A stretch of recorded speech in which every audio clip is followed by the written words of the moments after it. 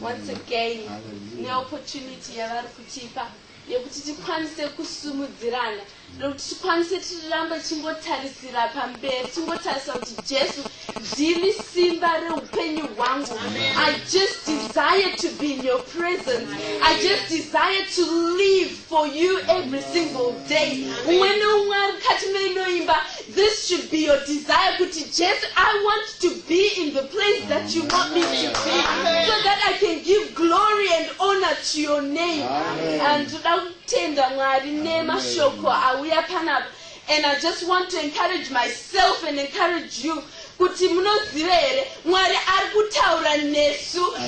is the time for us to take what God is doing, what God is saying. Take it, live it, and let it, you see what God will do. He will change your life every single day. Even when you've got problems, even when you've got obstacles on the way, you will see God seeing you through. It might not be the way you want things to be. It might not what you have asked God to do, but God is going to do what is right in your life.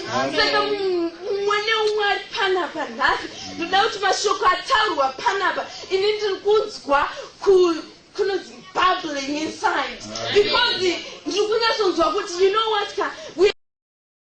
Why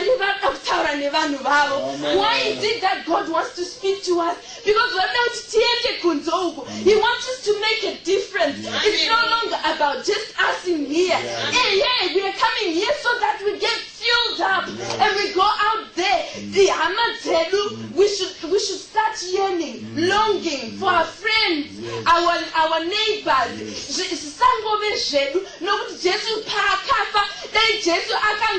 And it benefited him, we wouldn't be here. But when he died, he benefited all of us.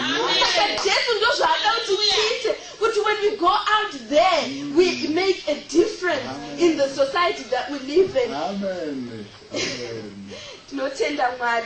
tinoti Mwari ngave iye ndega anoramba achikudzwa mukati meinoimba. Amen. 1 John 2 24 to 25. Mashoko edu ari kubva pana John wekutanga pa2 ndichitanga pa24. Antikristu nokuya kwaIshe. Kana murimi izvo zvamakanzwa kubva pakutanga ngazvigare mamuri. Kana izvo zvamakanzwa kubva pakutanga zvichigara mamuri, nemiwo muchagara mumwanakomana nomuna Baba.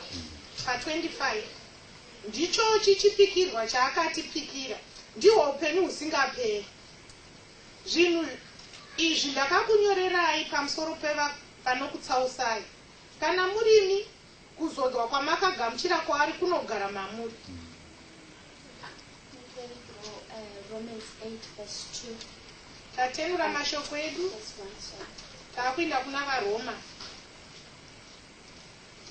pachapter 2 chapter 8 pa2. Upenyu hutsva muna Kristu. Nokuti murayiro womweya woupenyu muna Kristu Jesu wakandisunungura pamurayiro wezvivi nourufu. Nokuti ndodzokorora zvakare. Nokuti murayiro womweya woupenyu muna Kristu Jesu wakandisunungura pamurayiro wezvivi nourufu. Nechirungu zvinonzi, there is therefore now no condemnation to them which are in Christ Jesus, who walk not after the flesh, but after the Spirit. Amen. Amen. Mondiregererawo ndinenge ndichisanganisa chishona nechirungu.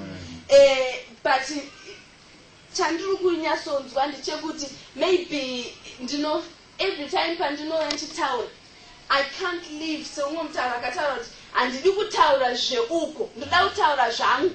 Nokuti zvangu inini, it's my experience, and my experience is the best teacher.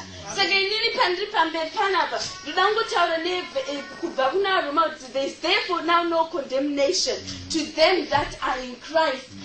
Ndakawanikwa inini ndichiona kuti muupenyu hwangu I could not move forward. I could not do things because I had condemned myself. There are certain things that I did in my past that I'm not proud of. I'm not proud for any one of you to know about it. But those things crippled me. They crippled me. And as a result, I wasn't able to operate the way God wanted me to.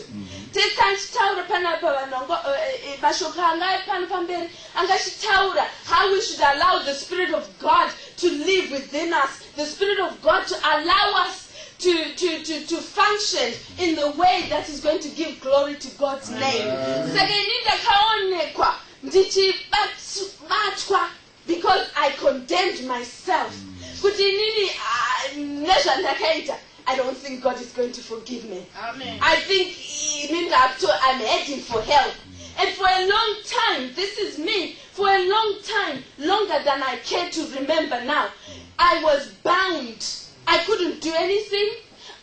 Even when I came to this country, I couldn't go to church because or I'm going to meet with some of the people. What? I was so fearful of what people were going to say to me. But praise be to God. Because there is therefore now no condemnation to them that are in Christ. Mama ndofungura kuti mundiverengero John 1 verse 1 kusvikira pa 3.